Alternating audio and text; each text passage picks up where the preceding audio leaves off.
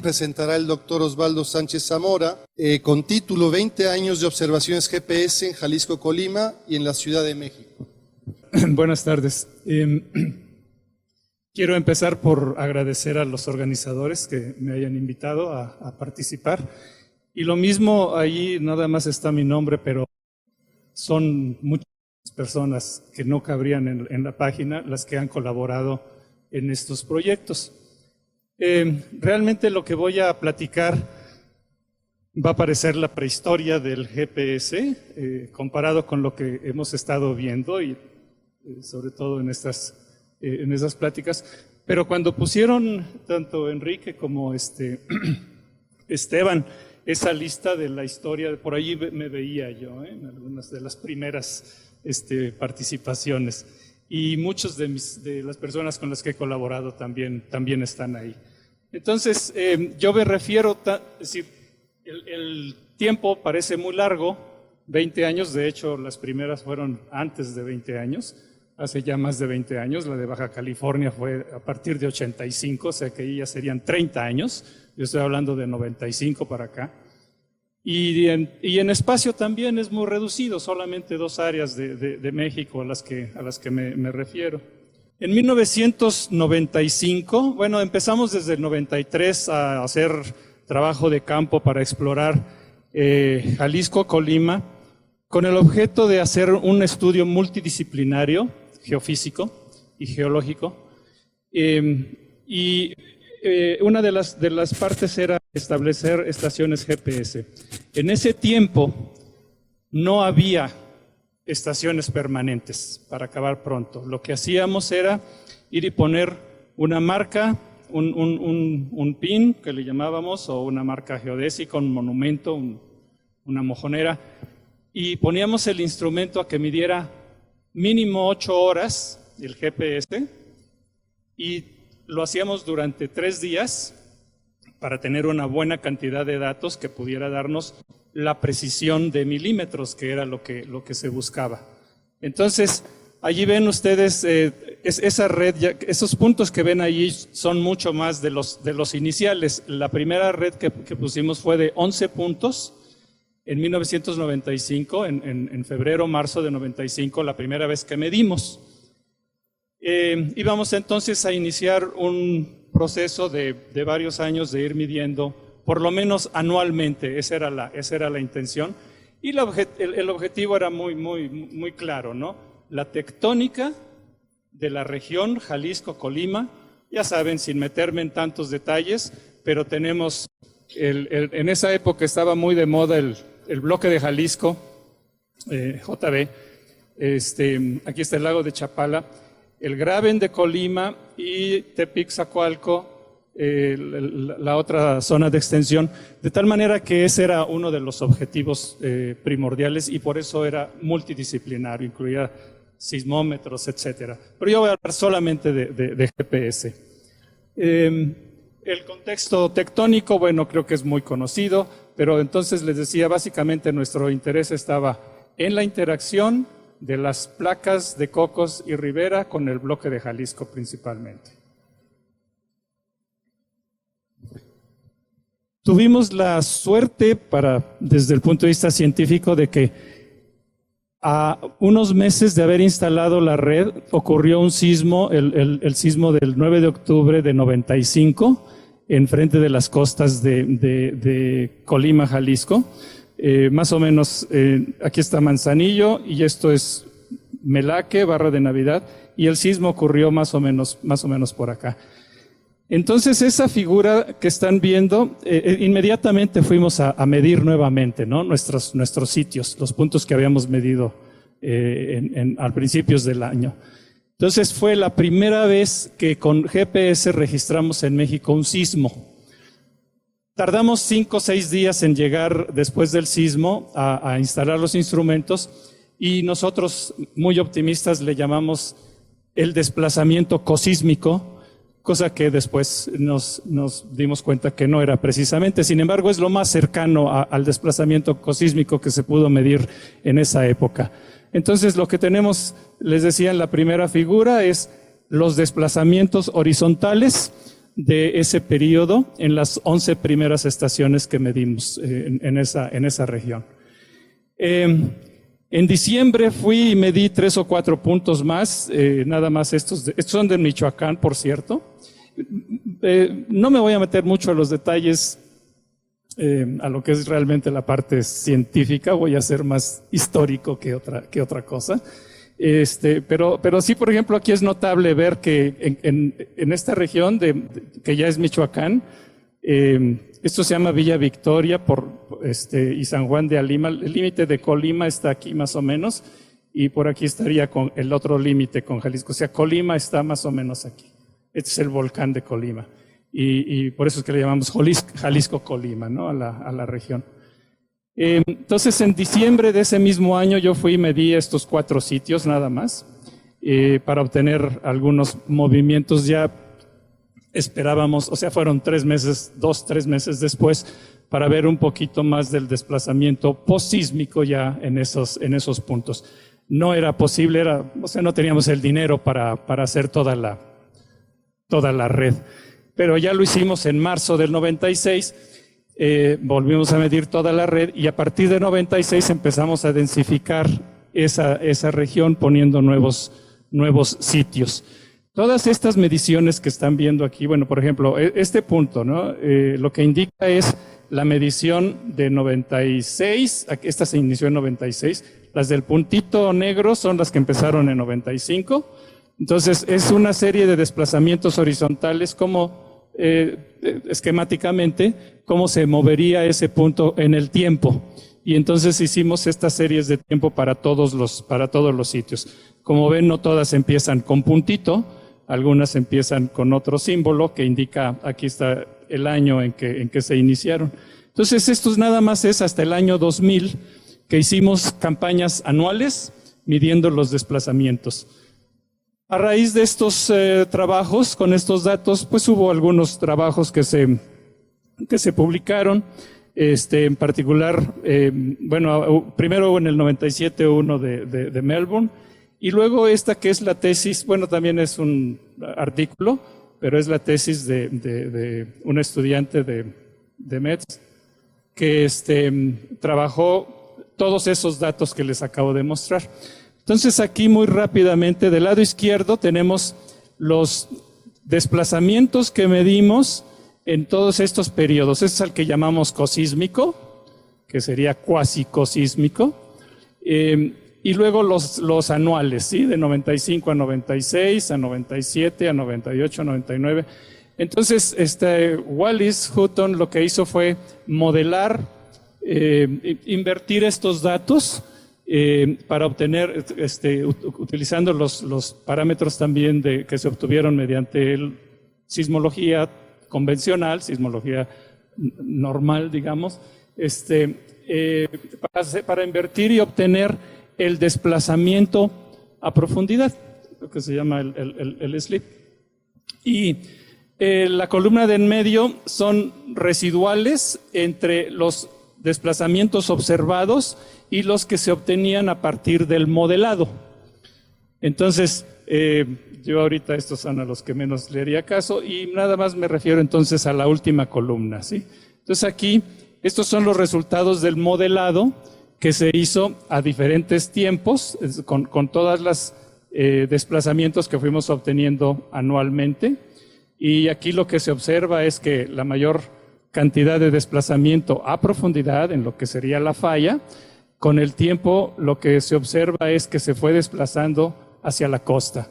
Es decir, el equivalente o lo que sería el cosísmico está prácticamente muy cerca al nivel del epicentro, o del foco en este caso, y a medida que aumentaba el tiempo se desplazaba hacia la costa ese desplazamiento en el modelo, ¿sí? En el modelo. Entonces este fue uno de los resultados que obtuvimos de esa campaña. Otra vez la suerte o nos favoreció o no sé qué pasó, pero en el 2003, cuando nosotros ya empezábamos a tener una serie larga de datos que le llamamos intersísmicos, ¡pum!, otro sismo. el del 2003. El sismo del 2003 ocurre enfrente de las costas de Cuyutlán, el pueblo de Cuyutlán, pero está cerca otro pueblo que se llama Tecomán y entonces al sismo se le conoce como el sismo de Tecomán, 7.6. 7.1 aquí ya después de los cálculos, pero van a ver que en otras figuras dice 7.6. Aquí, es decir, si tuvimos suerte en el primero, en este yo creo que fue todavía mejor, porque en estas campañas programadas anualmente, en la del 2003 llegamos a Cuyutlán, siempre nos reuníamos en Guadalajara, y esta vez por cuestiones de logística dijimos vámonos a la costa para empezar más rápido a medir. Entonces nos fuimos a Cuyutlán y por ahí puse mal la fecha, puse febrero, pero era enero del 2003. Llegamos un domingo, organizamos, ya teníamos mucho plano, pero organizamos la campaña y al día siguiente salimos. 5 brigadas, cada uno con 2 aparatos, con 2 GPS, y ya nos fuimos a medir. La idea era pues medir toda la red, ¿no? Entonces, al día siguiente, cuando instalamos los primeros aparatos, teníamos como 6, 7 aparatos instalados, ocurrió el sismo. O sea, fue así como lo mejor que nos pudo haber pasado de que ocurriera y no antes cuando estábamos en el hotel, porque el hotel casi se cae, ahí en Cuyutlán. Entonces, ya no sé cuál fue la mejor del resultado de esta. El caso es que lo que vemos aquí, lo que les muestro aquí, bueno, no me meto a los detalles de todos de esa figura, pero esta es una serie de tiempo de la estación de INEGI en Colima. Platicaba el doctor Cabral que desde el 92, 93 empezaron a medir en Colima, y esta es la componente norte de esa serie. Aquí se ve el sismo del 95 y se ve muy bien el desplazamiento o la deformación postsísmica en esta gráfica, y lo mismo que les comentaba de que aparentemente se recuperaba, ¿no? Y empezaba a aparecer esta serie a la que traíamos antes del sismo del 95, cuando ocurre el de 93. Ya saben, el demonio siempre anda metido y pues bueno, se perdieron datos aquí, se perdieron datos aquí, pero tenemos, es decir, no es muy difícil aproximar una función para ver más o menos el comportamiento de estas series. Hay un trabajo de Metz también publicado al respecto de estos datos, ¿no? Entonces esa es básicamente la historia de cómo iniciamos los trabajos en esta región y la fortuna de haber, desde el punto de vista científico, capturado eventos muy importantes. Estos datos también fueron, en alguno de los artículos, reforzados con los datos de los mareógrafos, sobre todo el de Manzanillo. En Manzanillo hay una buena serie de datos que también ayudaron para igual que como platicaba el doctor Zavala sobre los usos de los datos de variaciones del nivel del mar, en este caso también fueron utilizados e integrados en los modelos que les platico. Bueno, esta es la misma serie básicamente. En Manzanillo había un sitio también, no en el 93, digo en el 95, pero el del 2003 también aquí en Manzanillo se puede ver la serie que corresponde al sismo que le llamamos de Tecomán.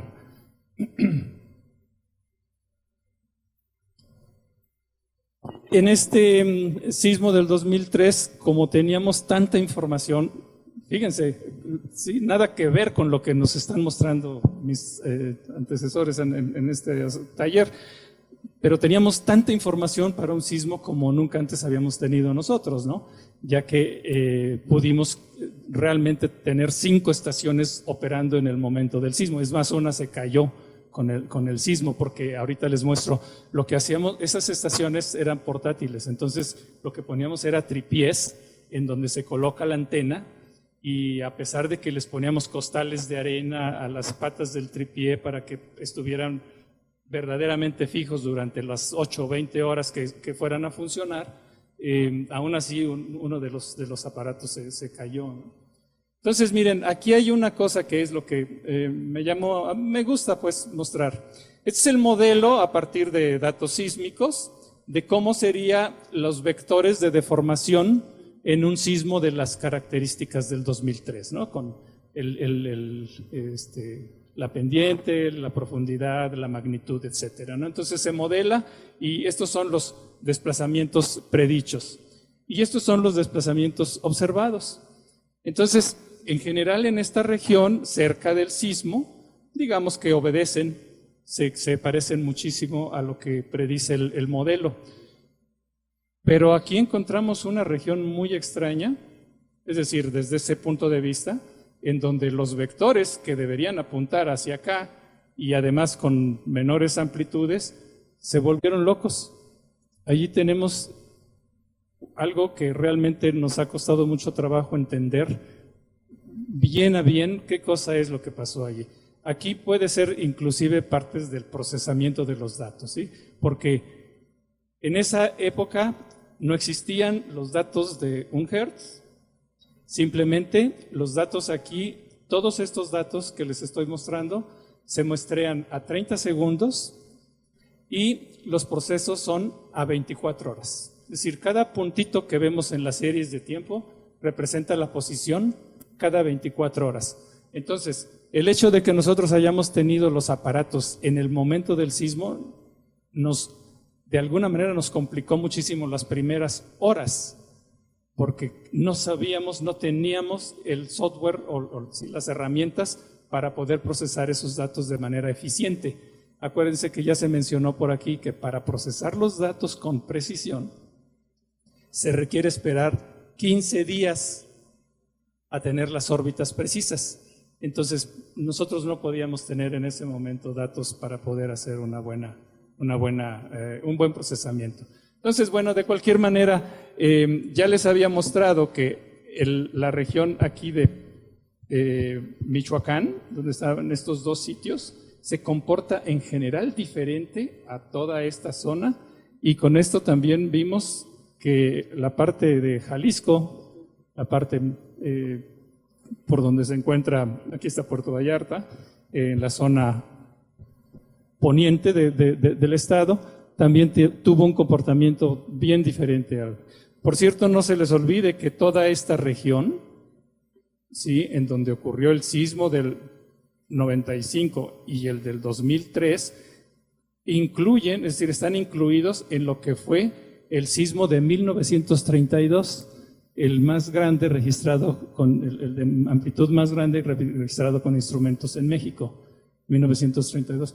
Entonces, de alguna manera ya sabíamos que por allí estaba pasando algo, por eso es que fuimos a hacer esos estudios, pero en general los sismos ocurren con mucho menos frecuencia en esta zona que en Guerrero, Oaxaca, ¿no? En las otras partes de la zona sísmica. Por cierto, este es el modelo de desplazamiento a través de la sismología, ¿no?, que publicaron. Y nosotros después hicimos también nosotros el grupo de trabajo, ¿no? Smith, un colega de la Universidad de Wisconsin, que trabaja con DEMETS, modeló con elemento finito, hizo esta malla con dos nada más corteza oceánica y manto en la zona oceánica, y dos corteza superior y corteza inferior continental y el manto, de tal manera que utilizó, para mí ya era un modelado bastante más sofisticado en su época de lo que habíamos hecho anteriormente, ¿no?, donde no se tenían todavía, por lo menos este software que utilizó Smith. Esta es una sección nada más de ese mismo modelo, es un corte en donde se muestra que localización de las réplicas en la interfase corresponde con algunos valores que se habían obtenido anteriormente en algunos otros trabajos. Les decía que no voy a meterme mucho a la parte científica de esto para no tardarles mucho. Y por último, ya de esta parte de Jalisco, Colima, después con todas estas series de datos, tenemos este mapita que me gustó mucho, nada más de estos 5 años, en donde se obtiene con todas estas estaciones un campo de velocidades. Mostramos la zona de ruptura de los 2 sismos, el del 95 y el del 2003, y todos estos son los vectores GPS mostrando la velocidad de desplazamientos para cada una de las estaciones con sus elipses de incertidumbre en ellos. Hasta ahí de Jalisco, Colima, sin antes, no quiero dejar de mencionarles que a partir de más o menos 2006, 2007, que hicimos la última de estas campañas, se empezaron a instalar ya estaciones GPS de monitoreo continuo.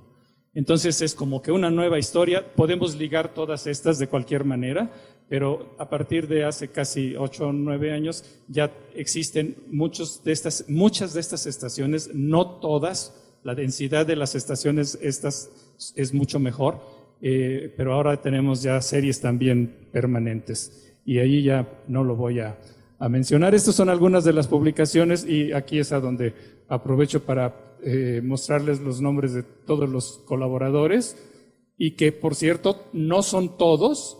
Bueno, este es de la siguiente plática, pero no son todos, faltan muchos aquí que participaban muchas veces nada más en las campañas, ¿no? En trabajo de campo y todo esto, etcétera, ¿no? Y vamos aquí, entonces. Al mismo tiempo, en la misma época, se me ocurrió que podíamos hacer algo aquí en la Ciudad de México para probar la técnica, dado que aquí todo el mundo sabía que la ciudad se está hundiendo, entonces quisimos intentar cómo se vería con GPS este fenómeno. Entonces, nuevamente, ¿sí? Con estaciones en las que nada más ponemos una marca y vamos y medimos periódicamente. Establecimos esta red de 16 puntos en la ciudad. Aquí está Ciudad Universitaria, específicamente es Universum, en roca volcánica. Y bueno, digamos que son las características. Está el Zócalo, y básicamente todo esto es el centro, ¿no? Tlatelolco, el Centro Médico, la SCT, esto es la Universidad La Salle, el Autódromo, el aeropuerto, Lago de Texcoco, donde está el Lago Nabor Carrillo, y nos fuimos hasta Chalco, porque allí la UNAM tiene un rancho de la Facultad de Veterinaria donde nos pareció interesante poner una estación. Entonces, esto es la topografía, aquí está la Santa Catarina, esto es, no sé, no me acuerdo cuáles son las curvas de nivel, pero bueno, conocen bien, para ver claramente dónde está la zona de mayor cantidad de sedimentos, ¿no? Que es lo que es importante para este trabajo. Al ser un trabajo bien diferente el que planeábamos aquí, nos dimos a la tarea de poner sitios igual diferentes. O sea, en todos los anteriores que hemos platicado, casi siempre busca uno roca, porque lo que quiere es muestrear una región importante, una región grande, y entonces buscamos afloramientos para poner las estaciones.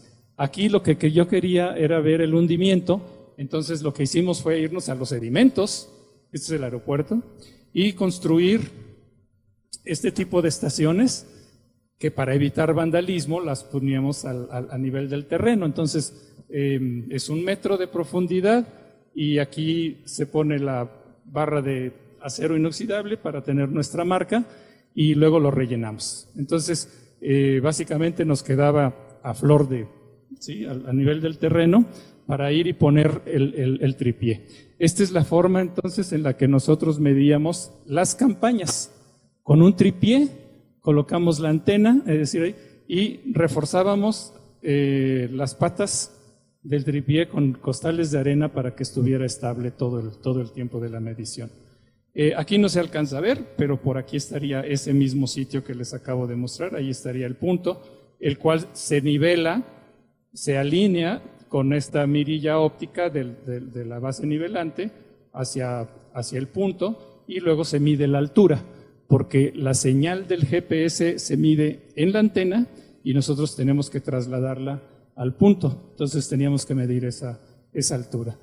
Este es el aeropuerto, entonces, es la parte noreste del aeropuerto, casi en la orilla, es decir, estoy tomando la foto de aquí hacia donde está realmente el aeropuerto, ahí está despegando un avión, la pista estaría más o menos en esta dirección. Y este es uno de los primeros resultados que obtuvimos. Vean la cantidad de datos.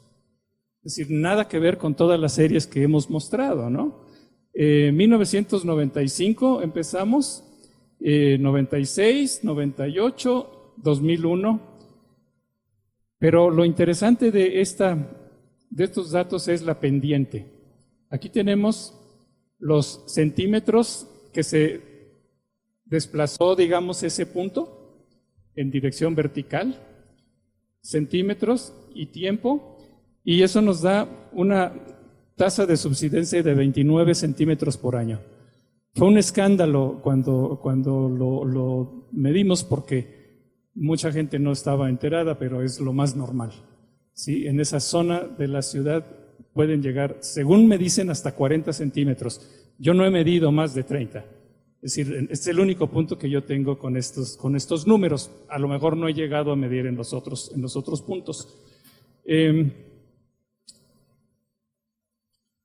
Unos años después, INEGI puso también una estación que medimos nosotros también como referencia. Esta está enfrente de la torre de control, pues como a la mitad más o menos de la pista, que son como 2 kilómetros de distancia de una a la otra de las dos estaciones. Hablando nada más ven que les hablaba del tipo de monumento, ¿no?, que utilizamos. Aquí nada más quiero aprovechar de que en algunos lugares ya ven que se utiliza pues lo que hay, ¿no? A veces, y aquí lo que usamos, esta es una estación que está a las faldas del Cerro de la Estrella, y esta es la planta de tratamiento de aguas residuales. Y nosotros aquí lo que hicimos, no sé si alcanzan a ver aquí un puntito, aquí lo que hicimos fue perforar, igual que hacemos en el campo, perforar y meter un pin de 30 centímetros de acero inoxidable, y esa es nuestra marca. Entonces aquí sí estoy suponiendo que todo esto efectivamente representa toda la región. No es el tipo de monumento, el otro que les mostré, que nosotros construimos en los sedimentos directamente, ¿no? Entonces aquí nada más aproveché para mostrar este tipo de instrumentos, de monumentos. Muy rápido lo que obtuvimos en esos primeros años. Los 29 centímetros del aeropuerto. En el autódromo Hermanos Rodríguez, 17 centímetros, casi la mitad, un poquito más de la mitad. Igual Balbuena, esto es en el hospital Balbuena, hay un helipuerto ahí a un lado en el hospital. Ahí medimos también 17 centímetros. Y pues varios números arriba de los 10, ¿no? En Cuemanco, junto a la pista de canotaje. Esto es el lago Nabor Carrillo. Este es el rancho que les decía de la Facultad de Veterinaria en Chalco. Y esto es en Tláhuac. El Zócalo tiene 11 centímetros. El Zócalo en particular hemos tenido muy pocas mediciones por lo difícil que es logísticamente, pero tiene una gran ventaja. Ahí usamos un pilar que tienen no sé quién desde hace muchos años, que también está sepultado. Es muy parecido a los monumentos que nosotros construimos. Entonces, este numerito yo le creo mucho, aunque tiene pocas mediciones, pero la idea es que volvamos a medir. La ventaja otra vez, la edad, como decían hace un rato, ¿no? La edad de estos sitios le da mucho valor, aunque no sean series continuas. pero lo que tenemos aquí creo que vale mucho, ¿no? Esta información.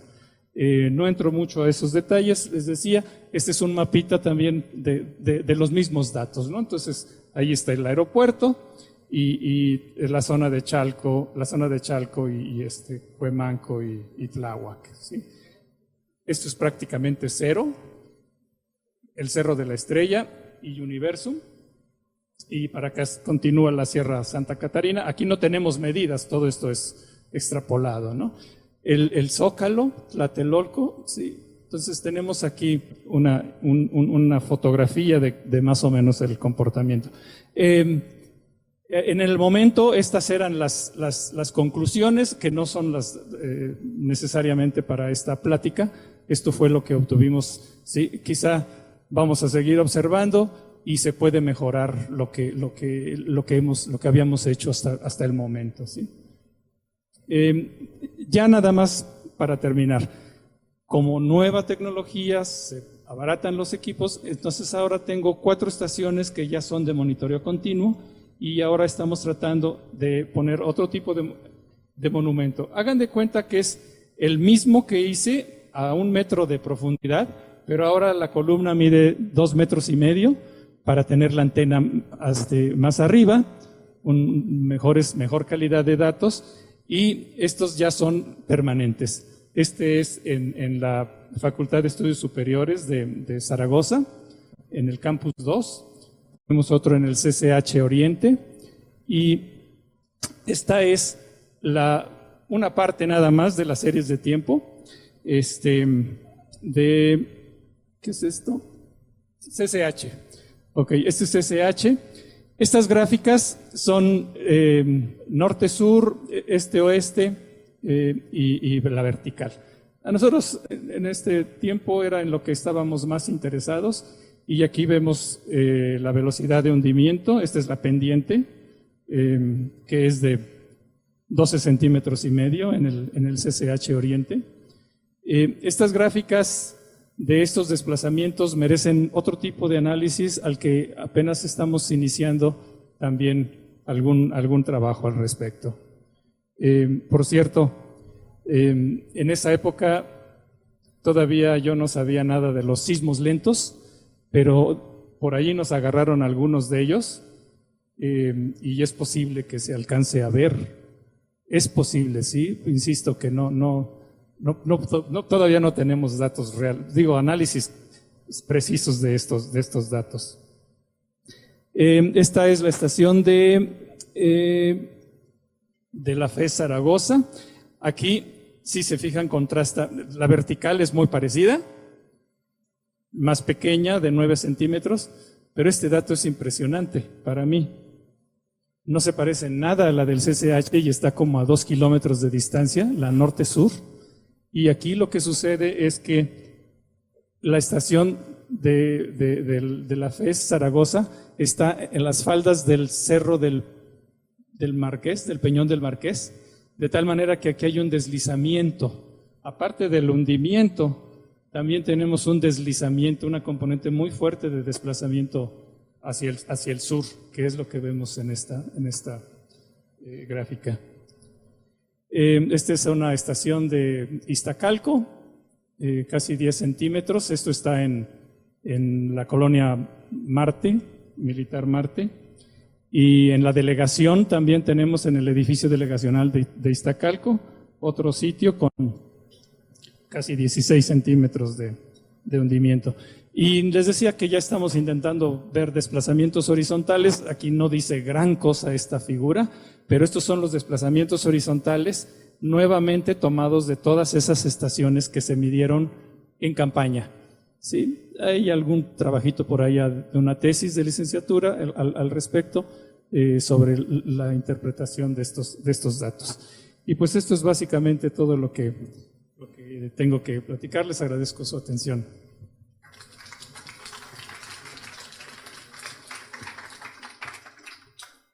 Muchas gracias, Osvaldo.